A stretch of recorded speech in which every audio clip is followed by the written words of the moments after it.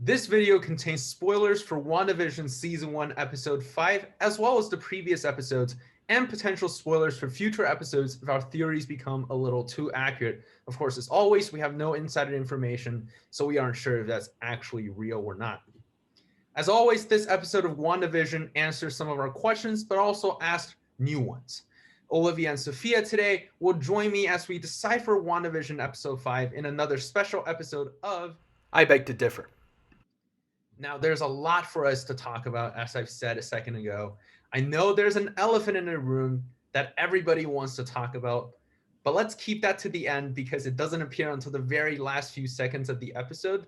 So we'll hold our horses and keep that at the end and talk about some of the other topics that came earlier on in the show. So let's start off by talking about this show's format. So like we predicted last week, this week's show was a combination between the sitcom as well as what happens in the reality. So it's almost like you're watching a classic sitcom and an MCU movie going on at the same time. And I really like the episode. So I just want to hear like your guys' general opinions on this episode and whether you liked it more than the previous ones or about the same or any other opinions. Honestly, I think this might be my favorite episode so far, but like that, I mean, it's not saying anything about the previous ones. I really love all the previous ones, but like, I think I like the adapted style of like switching between the sitcom world and making the real world. And I think they're like focusing a little bit more on like the creepiness edging into like the sitcom world, which is really cool to me. So No, yeah, I think this is my favorite episode too. Because even though I really liked episode 4, I do also really love like the sitcom world. So it's just like the perfect mix of it, like just going the back and forth, and then like even just this also just seeing the sitcom world like changing, like when the laugh cuts stop, like something bad is happening or like the reality is different. So yeah, I think it's my favorite episode so far because that's that perfect combination of sitcom and then real world, and I just got to learn a lot from it while also enjoying like the fun little sitcom stuff. So it was like the perfect combination. Yeah, I have a feeling that this is going to become something that we say every single week that this is my favorite episode yet because all of these episodes are just getting better and better each week. And I have no idea how that's even possible because the previous episodes are already amazing and these ones are just building upon it as we find out more and more about what happens. I personally really love this episode, not only because of that mix of sitcom and MCU style, but I also really enjoy how this episode feels very emotional as the stakes kind of increase, as you both fear Wanda and really just genuinely feel for her, and you're scared for Vision as well as some of the other residents, which we'll talk about later. So this is definitely one of the strongest episodes, if not the strongest episode of the season, and I just can't wait to see what they do next. So moving on to some of our discussion topics. First topic is definitely talking about that scene where Wanda's trying to make her kids, Tommy and Billy, sleep. Now we're introduced to one of the weird aspects of the show right away when Agnes was like, oh, let me take care of the kids. And then Vision said, oh, maybe I should do it. Then Agnes pauses for a second, looks at Wanda and says, like, should I redo that part? Almost like that rewinding that we've seen over and over again in this show. So what do we think happened in that scene? Is Wanda sort of controlling Agnes as well, or is Agnes onto something else? I definitely feel like Agnes is in something else. She's definitely different from the other residents. Like all the other residents are more in Wanda's control. I feel like now Agnes kind of knows what's happening. She keeps going along, and I do feel like she has this ulterior motive. Like at this point, she kind of like knows more than Vision, essentially at that point in the episode. So she's definitely very different from all the other residents, and definitely she's someone to look out for, especially after that, since she already knows that this kind of isn't real, and she kind of already knows that she's playing a role, which is really interesting. yeah, I completely agree. I think we had like the beginning of proof of that last episode where she was like talking to the other neighbor outside once like everything was happening inside with Wanda freaking out and throwing someone out. But I think having Vision have that scene with Norm later in this episode definitely confirms that Agnes is different from everybody else who's in town. I'd like to go a step further and say that Agnes also has control over this world if she is not the principal victimizer instead of Wanda. Because Agnes, if we think about it, her behavior during the first 5 episodes now are weird at the least, to say the least. And she always appears in the most convenient times ever when important plot points are happening.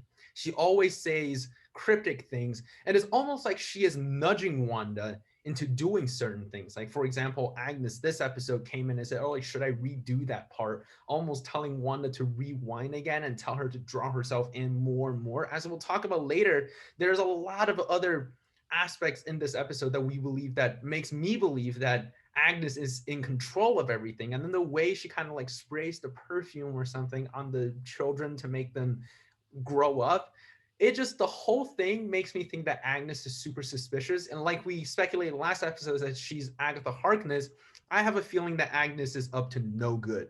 So we've briefly mentioned the twins, Tommy and Billy.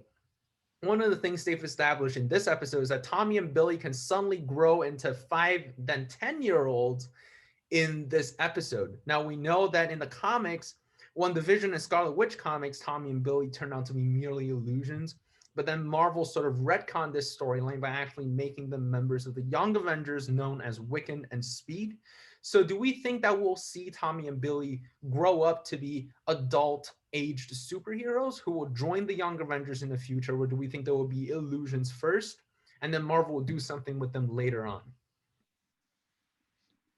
As I've thought about it, I know we definitely have proof that Marvel plans on pursuing a Young Avengers sort of type storyline, given that I'm pretty sure America Chavez is going to be in an MCU property pretty soon. So given that, it would make sense for like Wiccan and Speed to maybe perhaps become like full-fledged heroes in their own right. But I don't know, like based on where the story is right now, I don't know how they're gonna handle like all the aspects of the reality inside Westview yet. So like I hope we get to see Wiccan and Speed, but I'm not sure. Yeah, I think it makes sense. The illusion aspect makes sense. And I think it would actually just bring the show to like a very like tragic end, which I feel like might from how it's going, it could go that route. And I think it would really be impactful for Wanda's character. So for me personally, I think the illusion, like them being an illusion and just first obviously just shows like Wanda's power, and I think it is the thing that would make most sense in the show. But I think kind of like how you said, maybe it's just a thing that they will use after, or maybe just incorporate like both storylines in some way. I guess that's what I think.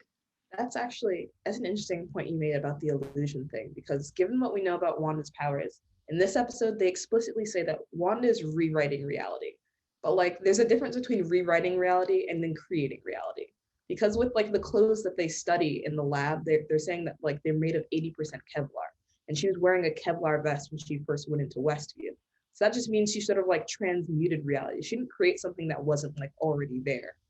So I don't know like how much power she'd have to create like Billy and Tommy if like they weren't real people in the first place. So they might just be illusions. I think Olivia makes an important point that Wanda does not create matter. She simply rearranges matter. And then Monica and Darcy actually confirmed this in the episode where Monica said that is actually Wanda's children. And she can actually manipulate materials instead of creating new materials. At least that's from what I understood from the episode.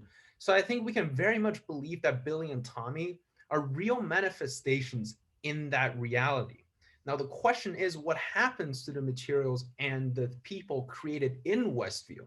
Because, you know, Vision always asks like, oh, what is outside of Westview? But like, what happens if Billy and Tommy go outside of Westview? We would believe that the matter will still exist, but would they still take the form of Tommy and Billy? Would they simply just like dissipate into different atoms, kind of like how the Avengers got dusted in Infinity War? But I also think there's a good possibility that the two of them might be merely illusions, because in the comics, you know, of course, Mephisto is the person behind all of this, and then the children are the extensions of his soul. So that could be something that is happening, but I'm leaning towards the fact that I think they're going to take a middle ground, that they're somehow illusions, but they're also real matters, and that could set up how they actually appear in Young Avengers in the future.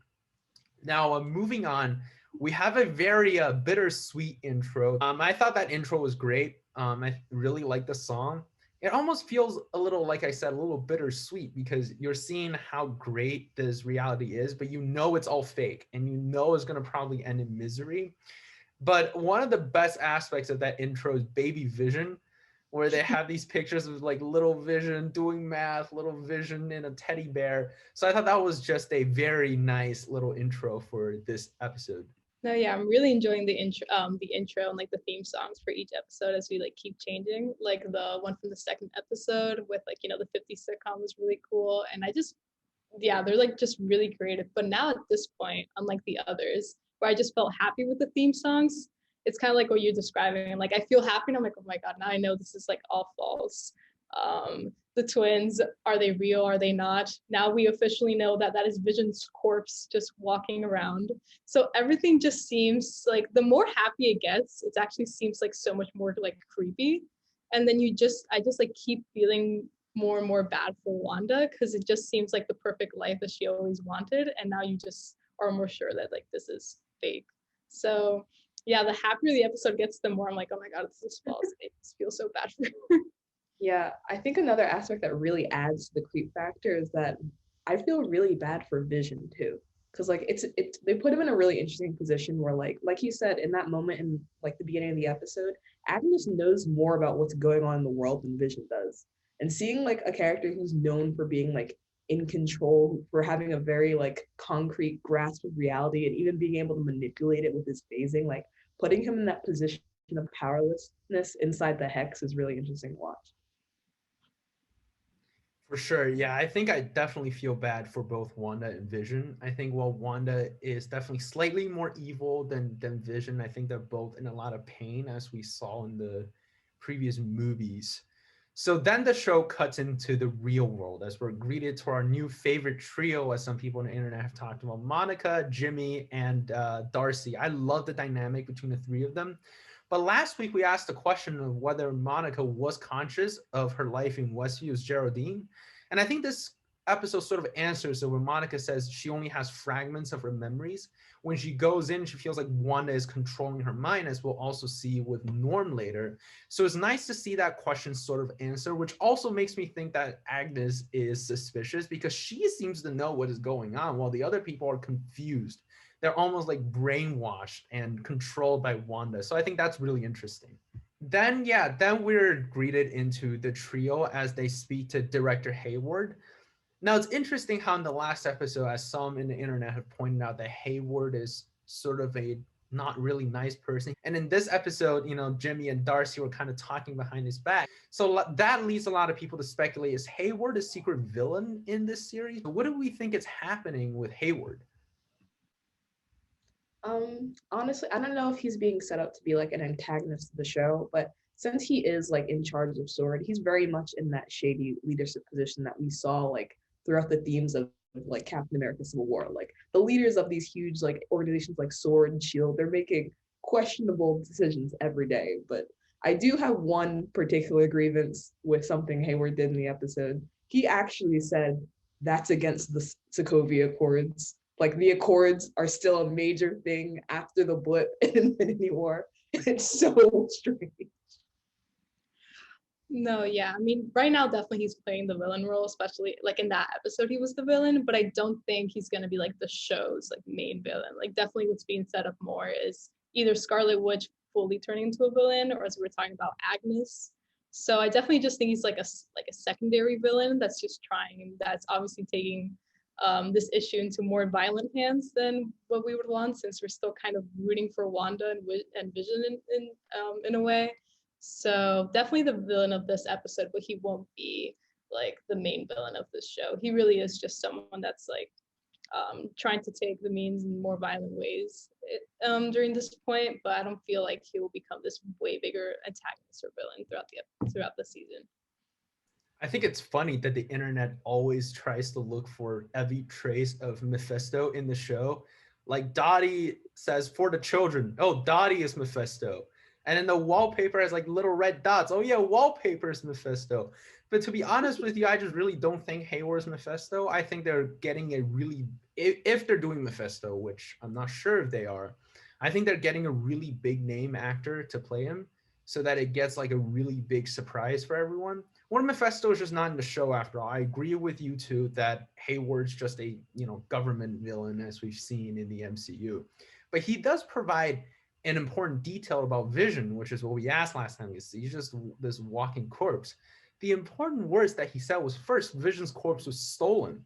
We saw footage of Wanda infiltrating the sword facility and stealing his dismembered body. And then he used the word resurrect. She says somehow Wanda resurrected Vision, which makes me think that Vision is somehow alive.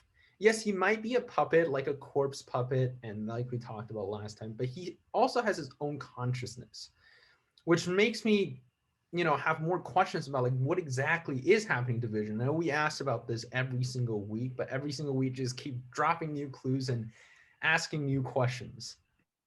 Yeah, I think there's even this week, there's even more evidence for some of the things that we were saying last week. Because last week, I know we were reflecting upon a lot the fact that when Vision was created in Age of Ultron, they keep saying that he's this complex combination of all these layered personalities. And because of that, it was inevitable that from Ultron, he was going to be able to grow and change. And we see that arc over the few movies that we see Vision in before he unfortunately dies in Infinity War. But I do think, given that Vision's makeup and how he's like created from an Infinity Stone, that it would be within Wanda's power to sort of resurrect him. But because of that resurrection, I think I think the thing that she's falling prey to is that she's underestimating Vision's consciousness. Because like if she resurrects him, it's inevitable that the same cycle is going to repeat and he's going to evolve again. So it's not like he's just a puppet, but she's manipulating his awareness as much as she can. Yeah, she's kind of, I guess, in the beginning, and in the beginning, Vision was just kind of like every other resident. Like he was just really all under Wanda's control, and I think that's what she thought this was going to be. But I guess how we talk about, he keeps growing and his consciousness keeps growing, and he's going more and more separate from Wanda. And I think they actually say it like in this episode how they were always like one, like we're always like on the same page, and now they're obviously like drifting up, and now they're obviously drifting apart. And with this, he's questioning more. He's definitely not like any other resident. Now he, like we see him in this episode, admit that he knows that there's something that happened before, and he doesn't even remember himself beforehand, like who he was or anything. So it's definitely making me question what exactly he is, what his conscious level is, and we'll definitely get more answers as the episodes come out. Yeah, I think he is kind of like Tommy and Billy, in my opinion. I think he is sort of like he is real in that world only. That yes, Wanda used some kind of matter that exists in a real world, but reconstructed him in that reality. But once he steps out of Westview, he will die or something like that, because Wanda tells him so many times he cannot leave Westview and he doesn't know anything outside of Westview. So this Vision that we know is a completely new character almost, because he says, I don't know my life outside of Westview, which explains why his personality is so different from him in the Avengers movies. And it's certainly going to be interesting to see how Vision ends up. I just pray he doesn't die again, because that's going to be really sad. Now, last week, I remember we talked about this really, really sad theory about how the commercial man and commercial lady are Wanda's parents. There's one detail in this episode that I feel like fuels that kind of theory, where they actually revealed Wanda's parents' names for the first time, when they're actually delving into her past. So I feel like we are going to see that flashback scene of Wanda and Pietro and how their parents were killed by the Stark missiles. And they're going to turn out that the parents are the commercial man and commercial lady. So what do you guys think? Do you guys think they're actually going to show us Wanda's parents? I mean, I feel like we've been going on a pretty consistent track with the commercials being important so far. So I wouldn't put it past them to like include that. I don't know if it'll be explicit or they'll keep implicitly doing it by including clues like their names and different information from what occurred. But like it would be cool. I don't know. I think it would be cool, and I think it is like getting set up as we're learning more about Wanda's life. Obviously, we've been getting a lot of questions about Quicksilver and her brother, and we'll talk about that later.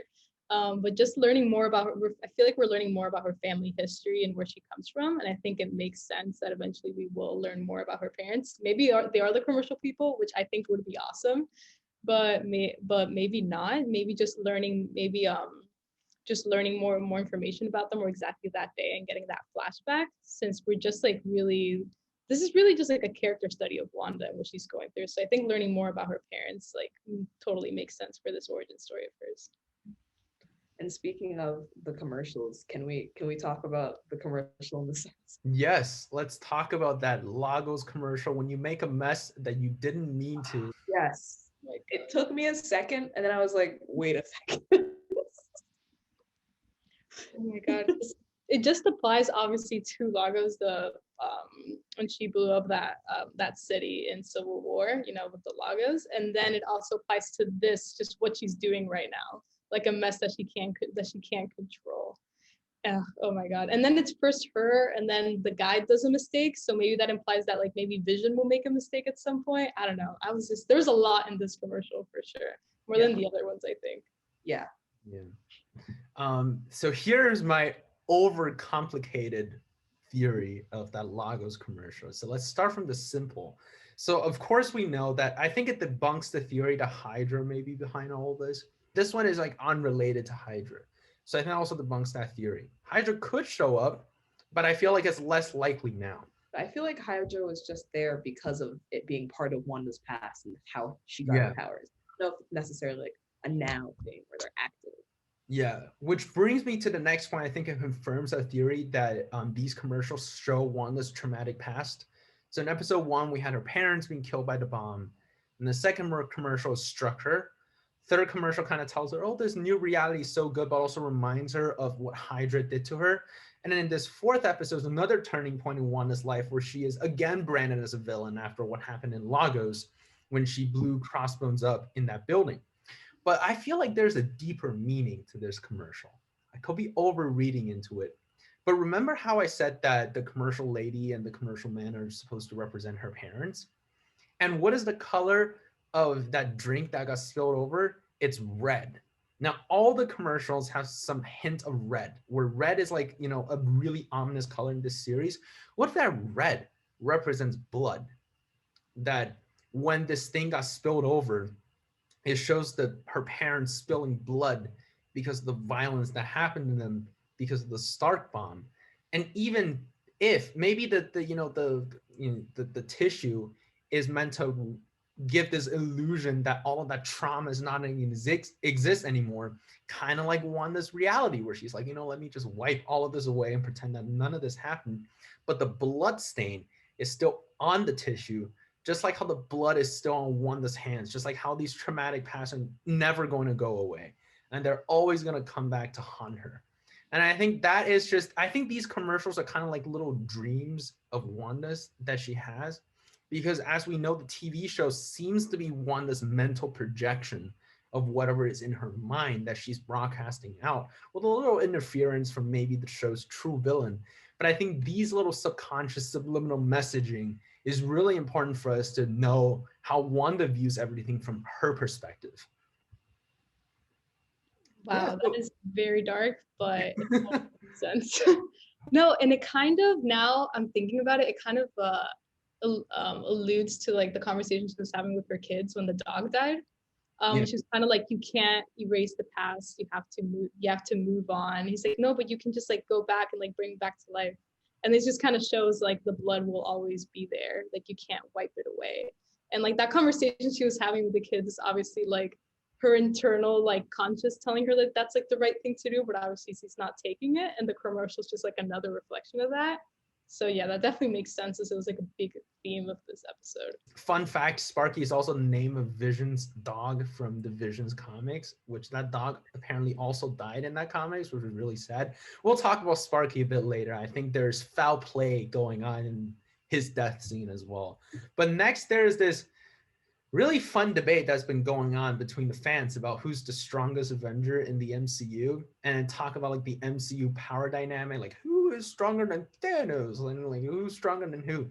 And then I love how the characters are also doing that in this episode. We're talking about Wanda versus Captain Marvel versus Thanos, the MCU power dynamic. And it kind of established that Wanda is like the strongest character in the MCU so far, even stronger than Captain Marvel herself, which makes me think that is really, really interesting.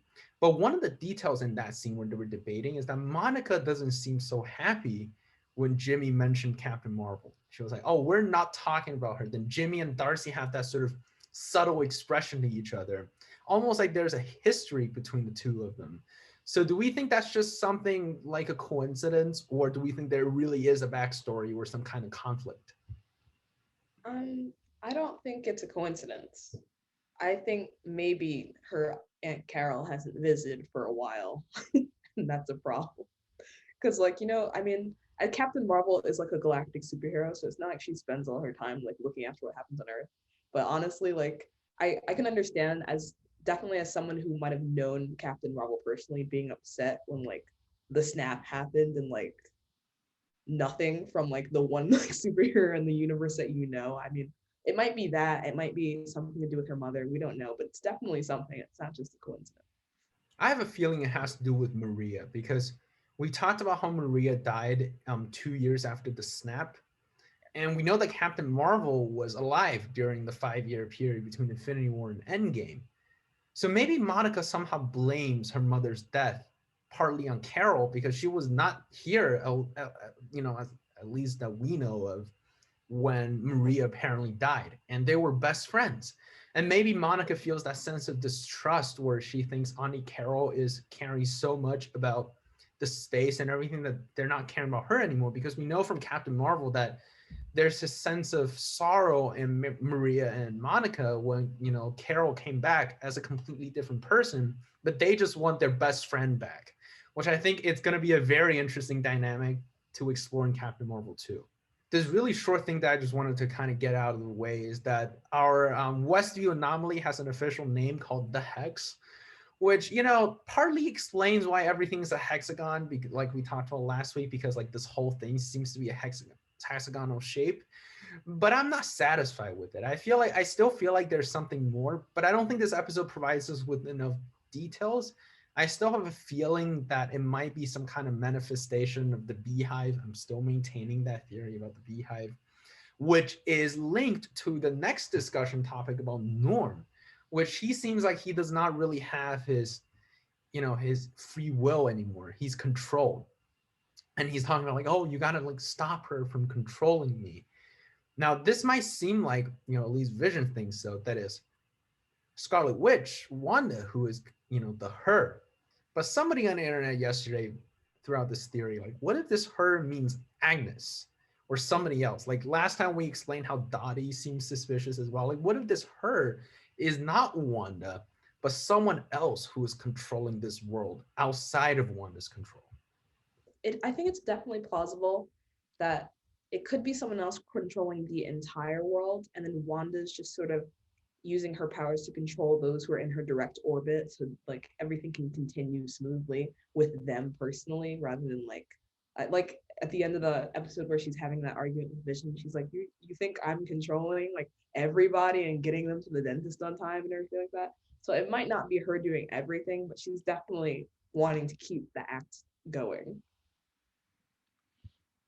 No, or it could make sense that like we were talking about how maybe like Agnes is just like using her power and trying to like make Wanda seem like she's the one in control, but really like Wanda herself could be like Agnes's puppet in all of this. Like maybe she's using Wanda's powers to create this world.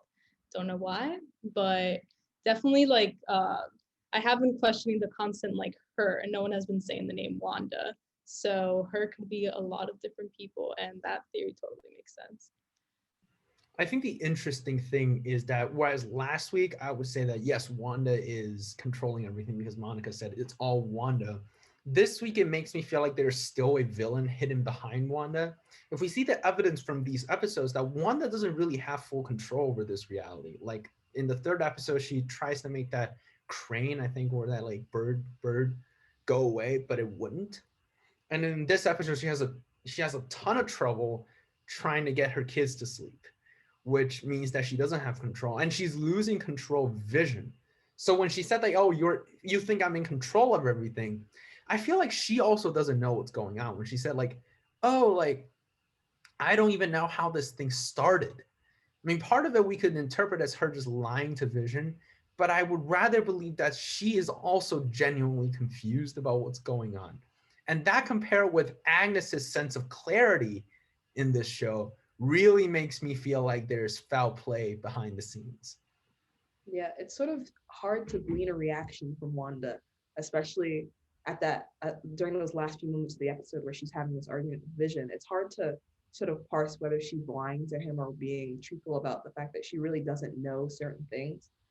Perhaps she doesn't know how it started now, but like she consciously went into it intending to do something, but probably as a consequence of whatever like the hex is, she may not know the full details of how they got into this, and is merely trying to keep it up because she knows instinctually that whatever isn't this is bad. No, yeah, I guess she doesn't know the full answers, but I guess right now, like, you know, the tragedy of this is just that she's happy. So she's like trying just not to question it. And maybe she is like okay with what's happening. And she's just, maybe it's just kind of like she's trying to tell herself that she is in control. And maybe she doesn't know how she got there, but she doesn't want it to end. And that's just kind of like how she's going from now on. Definitely agreed.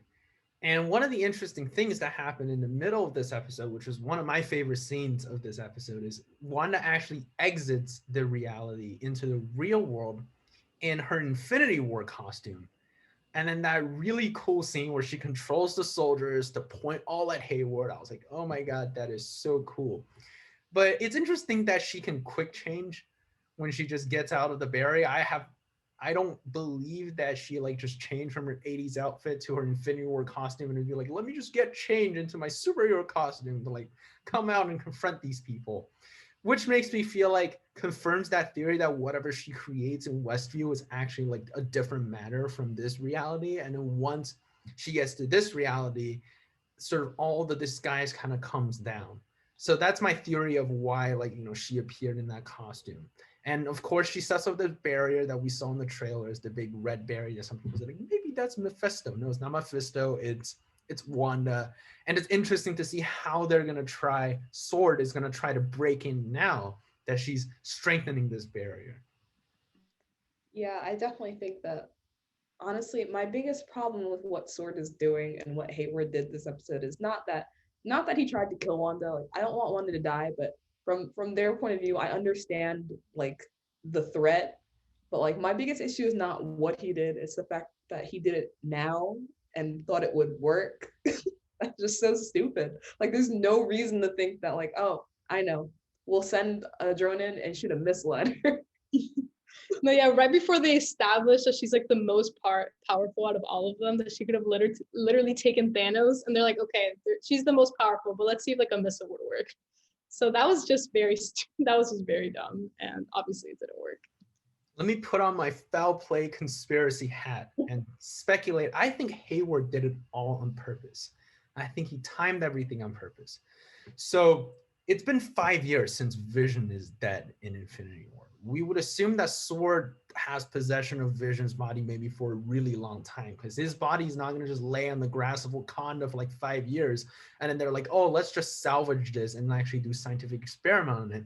So why has been so many years since they retrieve his body, but his body's still dismembered? Because Hayward couldn't figure out the technology to bring Vision back to life. Because Vision, I think they've even mentioned it. They're like, he's a weapon of this, you know, he's a weapon of destruction if he falls into the wrong hands. And considering the Sword is the sentient weapons facility, that's probably what Hayward is trying to do. He's trying to turn Vision into a weapon that works for the US government.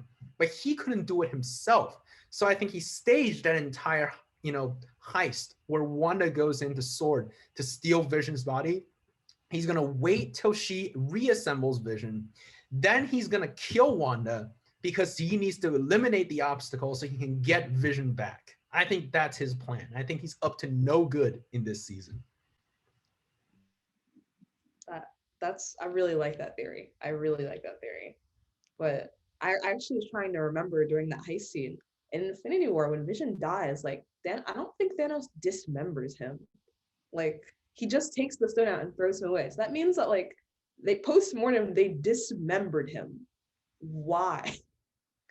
Like, for what other reason? Maybe they're trying to study like the inner workings or whatever, and then failed to realize that they simply could not put it back together afterward. Wow, no, that actually makes a lot of sense of like what he's doing and this whole plan. Or maybe just the missile thing. Like he knew obviously it wasn't going to work, but it was just to show Wanda's true colors.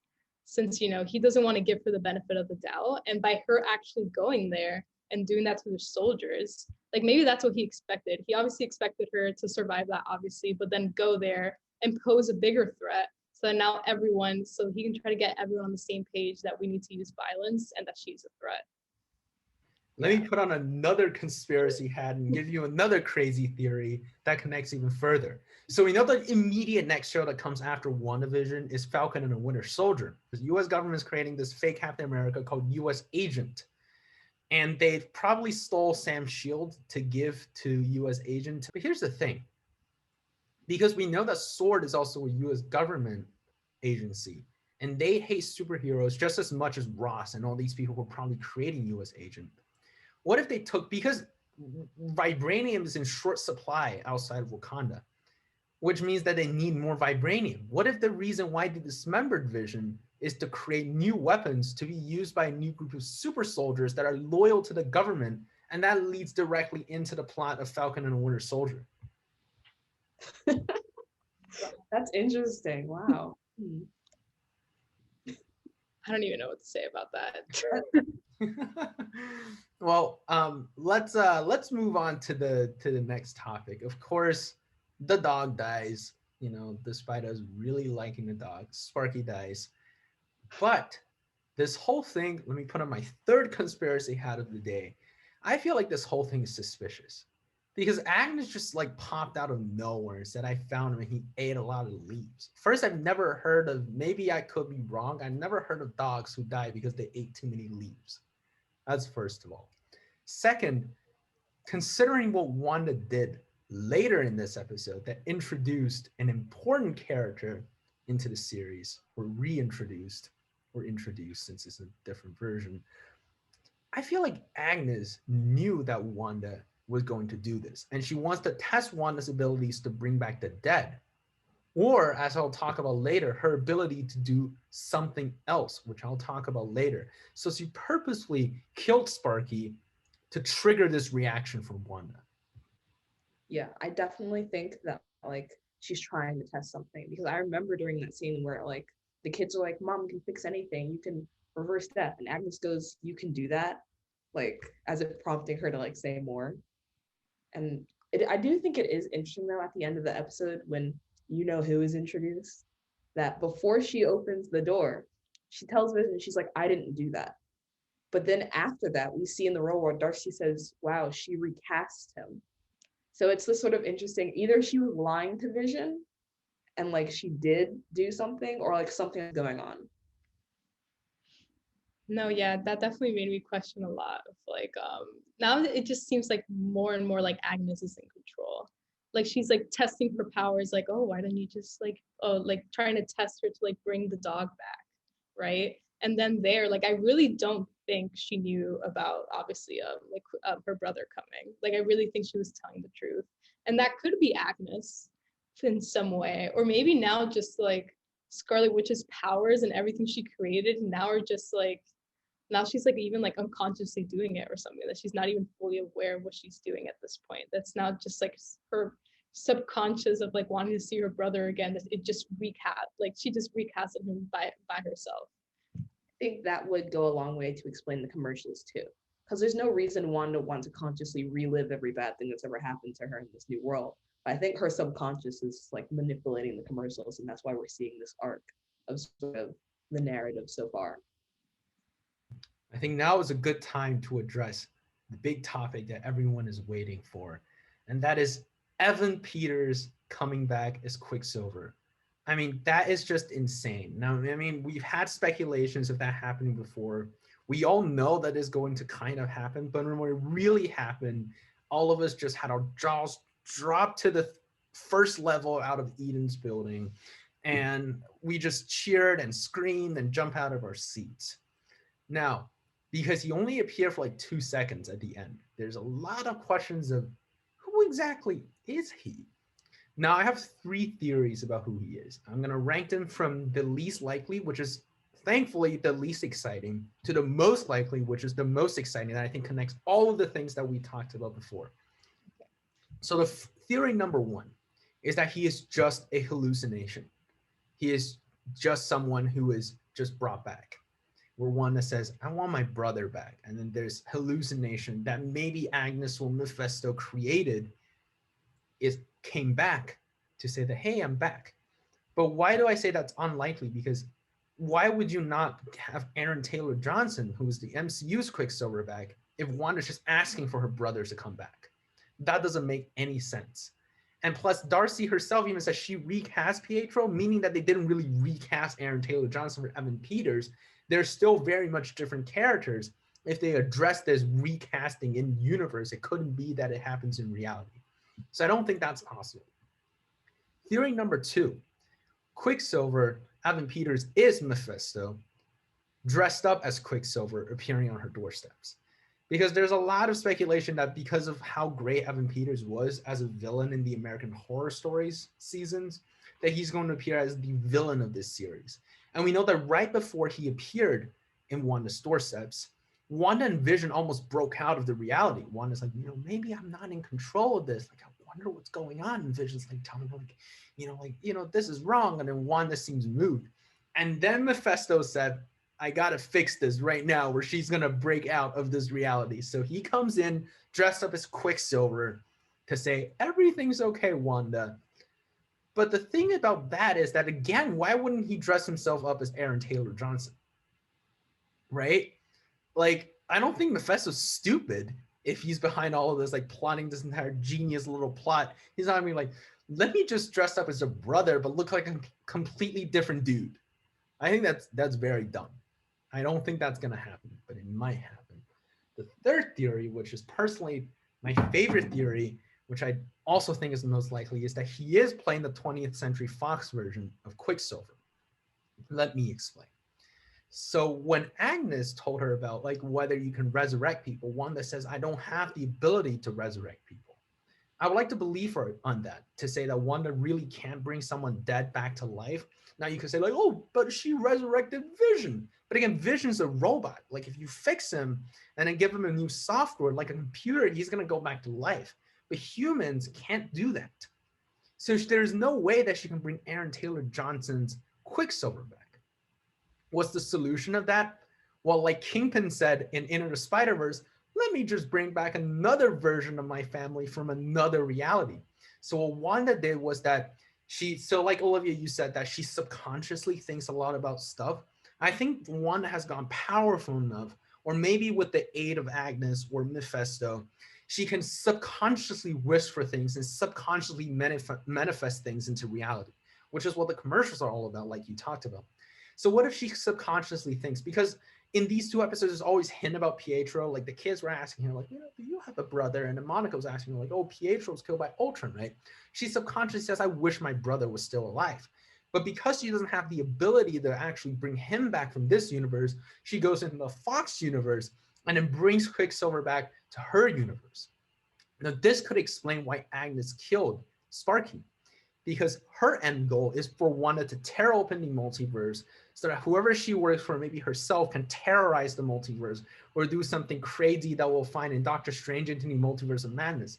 This theory also makes sense because it explains how Alfred Molina and Jamie Foxx's versions of Doc Ock and Electro and potentially Andrew Garfield and Tobey Maguire's Spider-Man can actually come in to play in Spider-Man 3 and later movies. Because remember, this show is related to Spider-Man 3, which is also related to the multiverse Doctor Strange movie. So we assume that Wanda has to tear open the multiverse. Maybe this is the way that she does it. And that Evan Peters is really Quicksilver from the movies that, from X-Men Days of Future Past, but it just tears open the multiverse and all of these Marvel characters start rushing into the thing, creating an event that is even bigger and more exciting than Endgame. I think you're definitely right that that's the most exciting theory. I would love to see any component of the Fox X-Men universe, of the good parts, in the MCU, of course. But I do think it is notable that if we're assuming Evan Peters is actually playing Fox Quicksilver, I think it's notable that he comes back only after like the children asked about them in this episode, because people have talked about him before, but like I feel like there's something significant about the fact that like the people Wanda created in this reality suggested, hey, like, don't you have a brother? And yeah, and after like they asked her the question, she was reflecting on it, and she was like, yeah, he's really far away, and that makes me really sad sometimes. So like he's like a multiverse away. Oh my god, that's genius. Because I guess That is also the great. difference between this was that this was a more emotional, like, hey, don't you have a brother? And it made her just more emotional, like, miss him.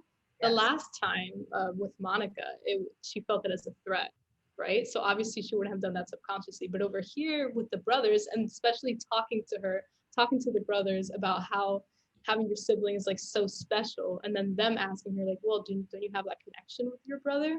So that emotional like trigger definitely makes sense why this happened. And exactly. Oh my god, if I see James McAvoy come here or Michael Fassbender as Magneto, I will lose my mind. Elizabeth Olsen in an interview said that we're going to have a Luke Skywalker level cameo appearing in WandaVision. But I have a feeling that Evan Peters as Quicksilver is not that, because we expected that. Luke Skywalker came out of nowhere. No one even reported on it. No one knew it until that episode came out.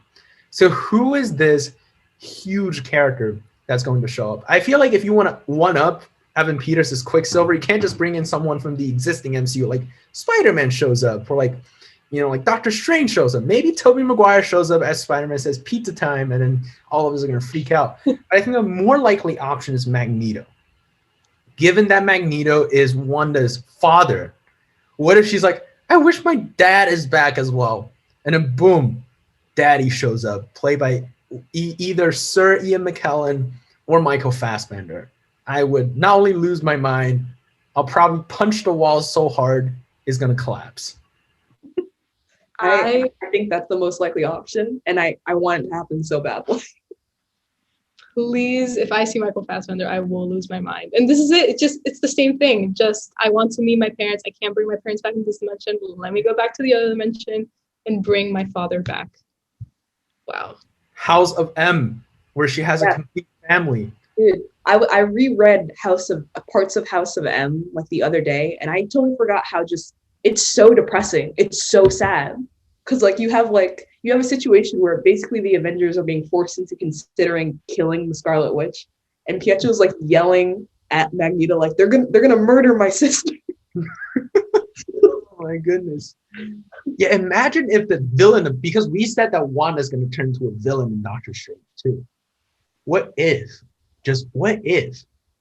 that the villain of that movie is not just Wanda, but the entire brotherhood of evil mutants led by Michael Fassbender as Magneto? I just feel like it's the only way that makes sense for Magneto to be in, because like his traumatic experience is very much related to like the 50s and the 60s, like during sort of the 40s and 50s during World War II, in that period. So it doesn't really make sense for a modern interpretation of Magneto, but bringing him from another universe back into this universe, I think makes much more sense, and let us have Michael Fassbender again as Magneto, because he is just so good at the role, and I'll just lose my mind if he becomes like the villain of Doctor Strange. Imagine Magneto and Doctor Strange just like fighting each other.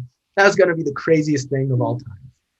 No, and also Wanda and Magneto have such, now I think about it, such similar arcs, like both coming from such traumatic pasts and both beings being so powerful, like some of the most powerful like in their universes, that it just makes perfect sense for them to just come together in this moment where Wanda's now kind of like becoming like in that middle stage of becoming a full villain like Magneto, of someone just coming from so much trauma and horror and just having so much power that now it's like uncontrollable, to then becoming kind of following her father's steps in a way.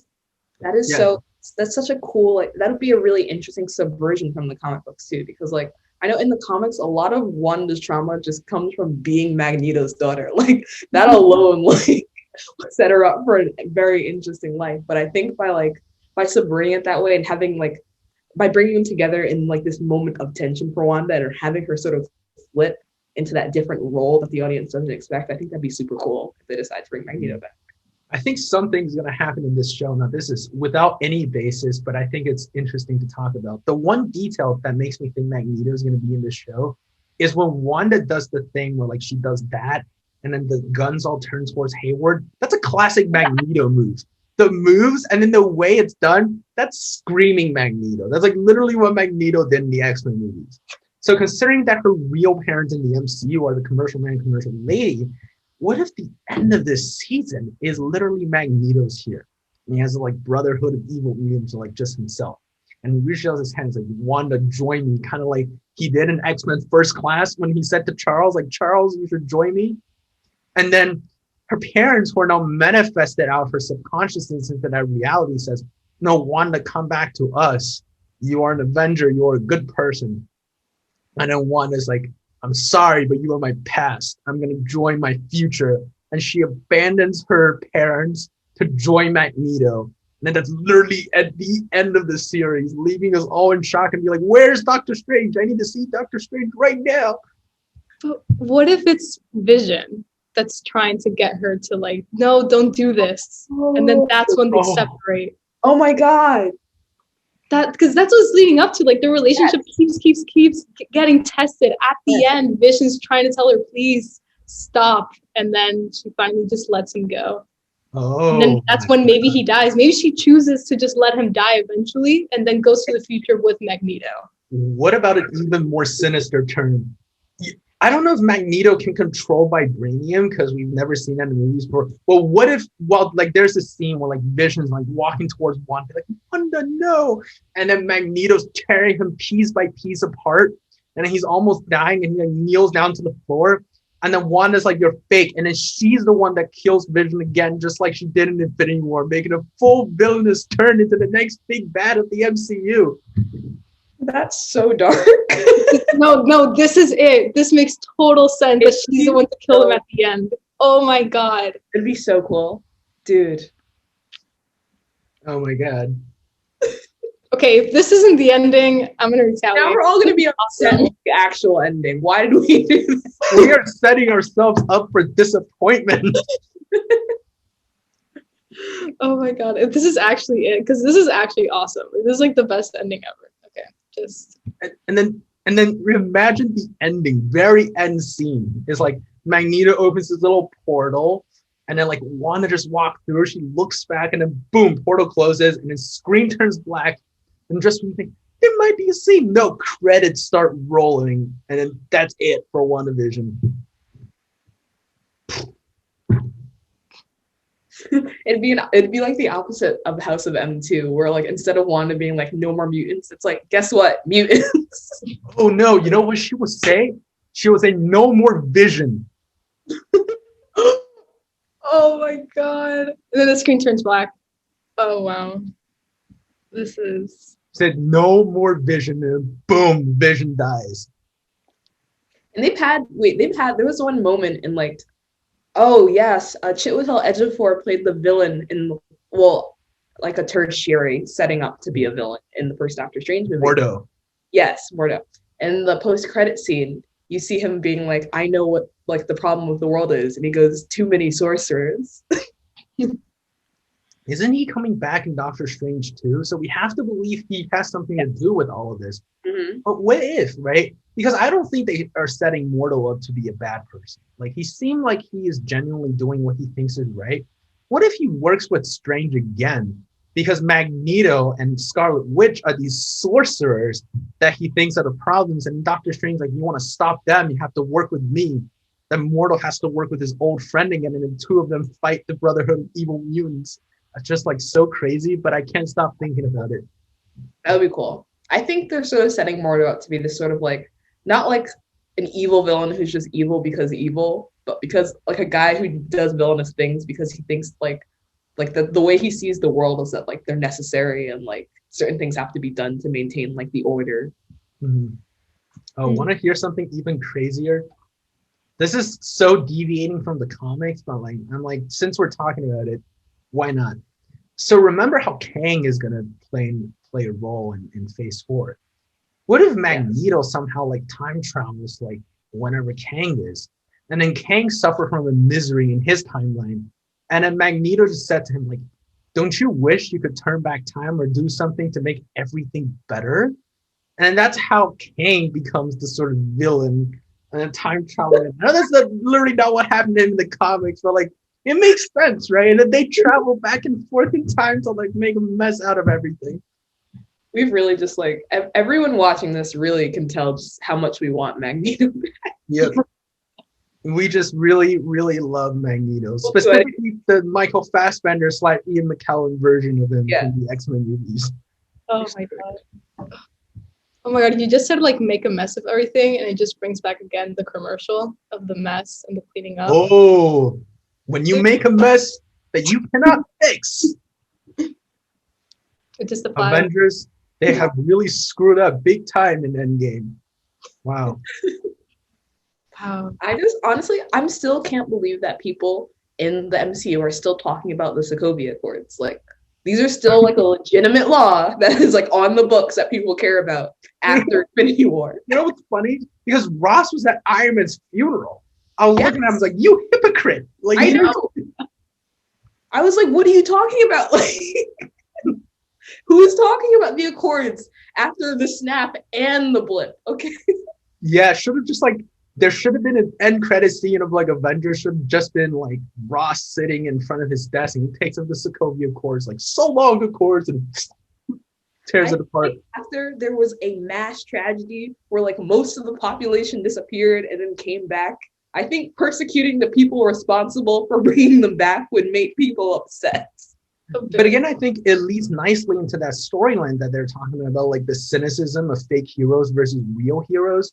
And kind of like government versus people, which I think is very interesting messaging. Like Zemo created the Thunderbolts in the comics. Yeah. And I think we can believe that maybe him and US Agent are up to no good in Falcon and Winter Soldier, and they're that sort of government side.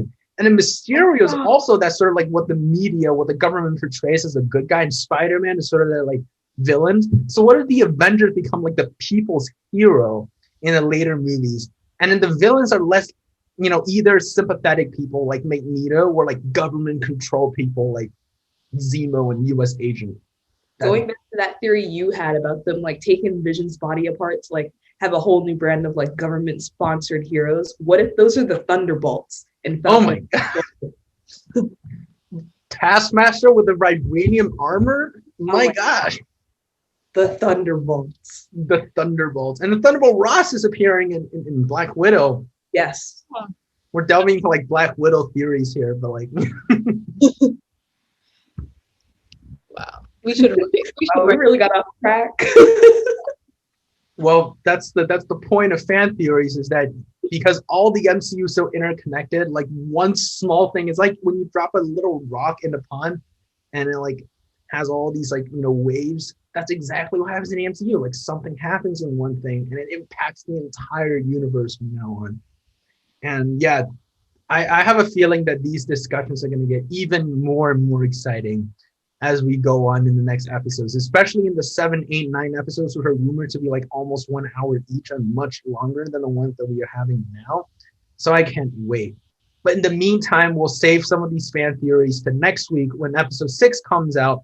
And thank you so much, everyone, for tuning into another special episode of I Beg to Differ, where we talked a lot about the theories, crazy theories of WandaVision episode 5.